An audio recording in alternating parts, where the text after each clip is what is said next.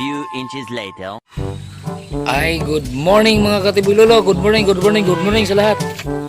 Ang ngayon po mga katibulolo, ang among buhaton karon magpiding mi sa mga bago na mong gibutang na mga hito.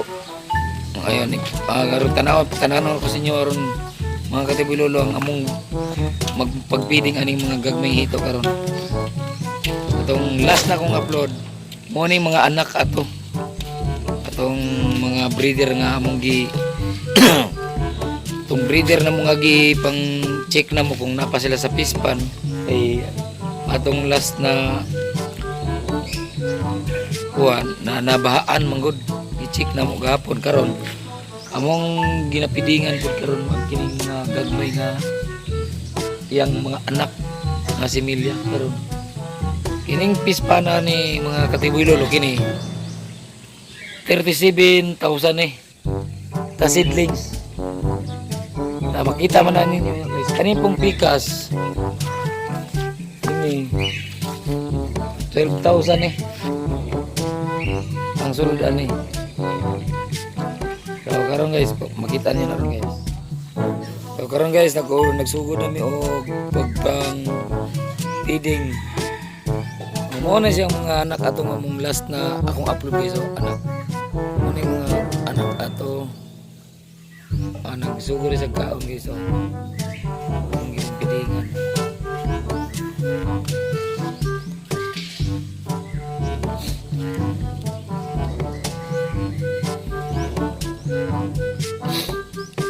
ilan ni ka kining diri pikas luang bab upat na ni ka kono. Lima ka tabo.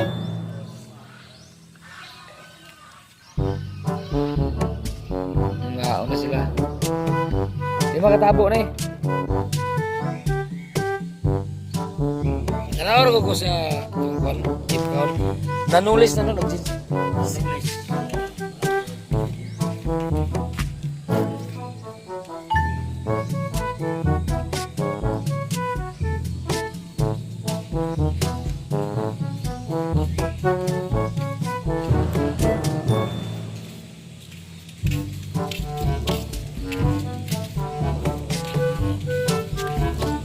Muna yung pagkaon na guys oh.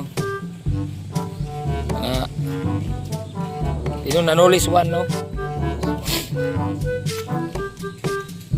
Itong pinakagamay pa guys ya. Zero powder pa yun guys, mga powder pa yung mga katibulolo. Ngayon pag after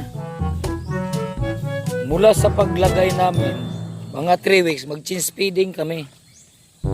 Mag-change feed kami. Pagka 3 weeks change feed ng 1 na naman 1 nanulis 1. Pagka after 3 weeks na naman ito guys mag change feed na naman kami nanulis to. Yan.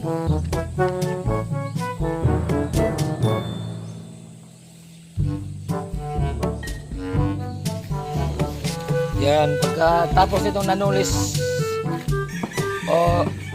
to, mag-change feed na naman tayo next week.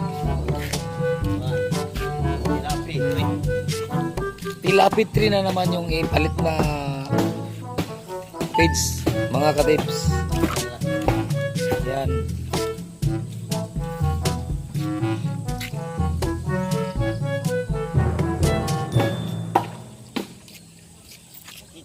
Yan mga katitips. So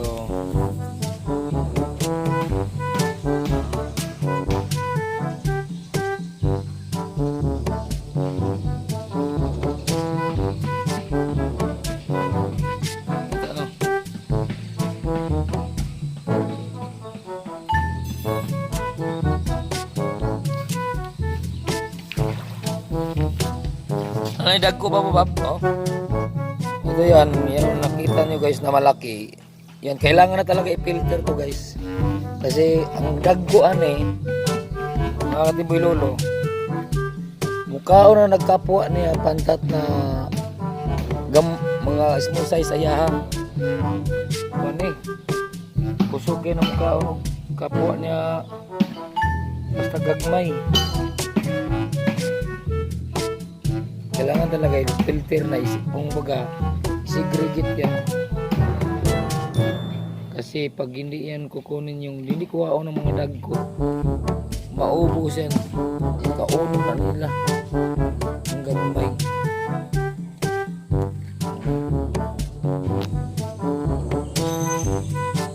Nagang ano?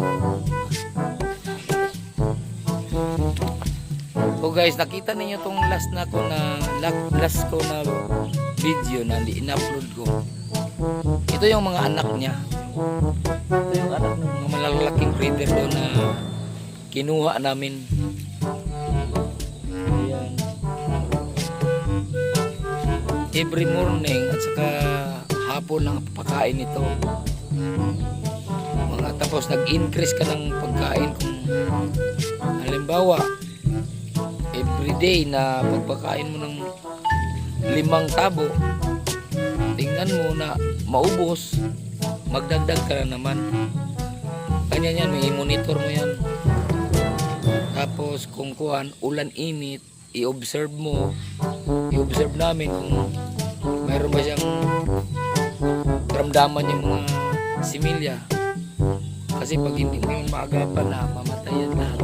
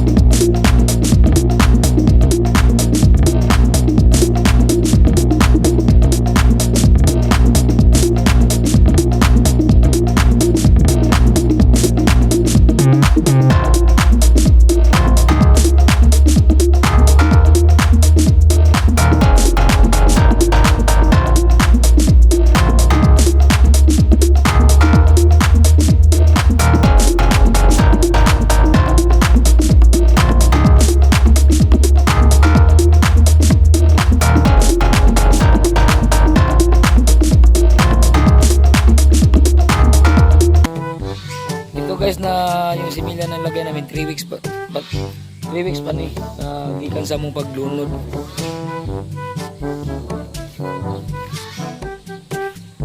Ang target nila ni Madam ani 4 months harvest na. Kaya nga binanatan nila pagpakaon para matarget ang kuan 4 ka bulan. Banatan yun yung magpakaon para makuha nimo ang sakto nga size, timbang sa sulod sa 4 ka bulan. 4 ka bulan. Muna ang pagmonitor sa mga ito. Kaya kung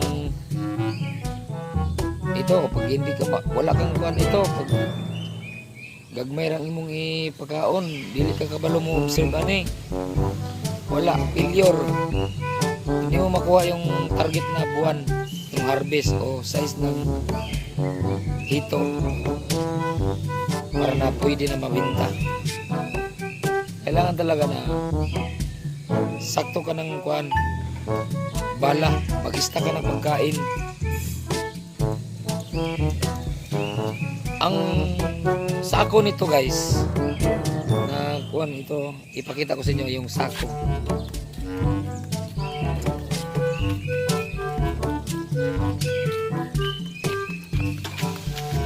Ito yung yung sako niya. Maliit lang guys, oh. Maliit lang, oh. Ayan. Yan, binibili namin natin. Ipalit na mo ni og kuan 720. 720 per sack. Tapos 10 kilos lang siya guys. Yan.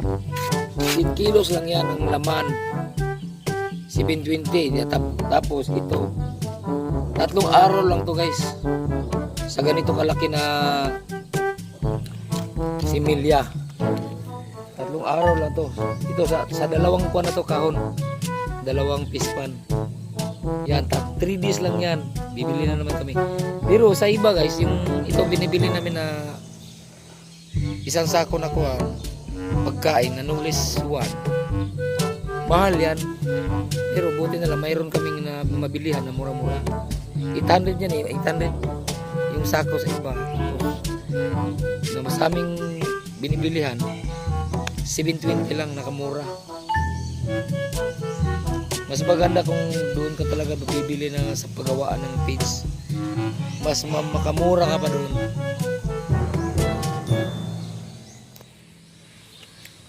So Bab, ang kuan Bab, ang target ani Bab nga kuan, 4 na upat yun no. 4. So mas maganda pag gwapo yun yung 4. Kaya pero ang kuan nila murag target, ang target na ko ani kay ang target na ko 4 yun di ba? Tingano. Dako kay improvement ang pagdagko di ba?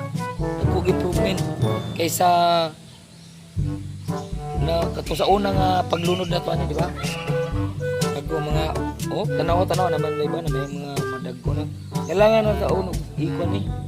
Kailangan na og ni i-filter. Kay ang filter guys, mga katiboy lolo. Ilahi yun ang mga dagko na kay kaunon niya ng gagmay.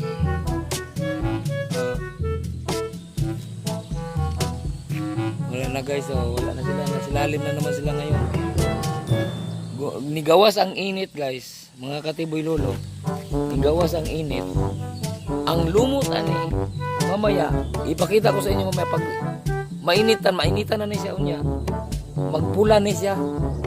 Magpula tapos mukaber diri sa ibabaw sa iyang tubig bitaw mukaber. Magpula. Paggabi ini siya, muhipos siya, muhipos. Puro tubig rin mo makita kani. Makita pa ni mo ron tubig pa na ron guys, tubig pa makita ni mo na. Unya na ipakita na ko naman nakakaber na kulay pula. Muna protection sa isda. Ang among gipalit nga mga pagkaon di lang kaysa ilang pagkaon mo protect food siya ang katong mga kumbaga pulbos yung powder niya mo protection siya sa isda, mo tabon siya sa ibabaw sa tubig. Muna siya pinaka gwapo nga kuan yun sa isda, mga pagkaon. Karon nagsugod na siya guys green pa na. Kana siya nakita na to green pa na siya. Kana magabi wala na siya guys, mga gabi wala na siya, muhipos na siya. Pagka mainitan na mubalik na siya, mo green una. Tapos pagka init na jud kayo mo pula. Wala na kabir na tanan. Kabiran na tanan tubig para ang isda maproteksyonan sa init. Dili kayo mainitan sila long. Muna mga kwan sa pagkaon diri ron. Bihira lang na yan ang mga pagkaon guys kay at the same time naka-protection siya sa naka-protect siya sa isda. Hindi maigo sa init.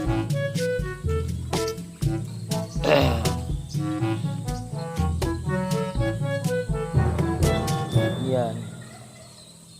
Paggabi to malinaw to. Pag ngayon pagka kinabukasan mainit na siya.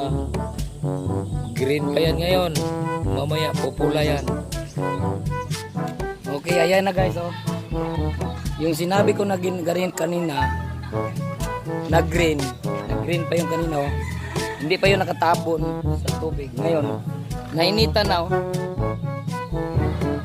Dandahan nang tumabon yung nag-pink. Dati, kanina wala pa yung lumot. Green pa yung kanina.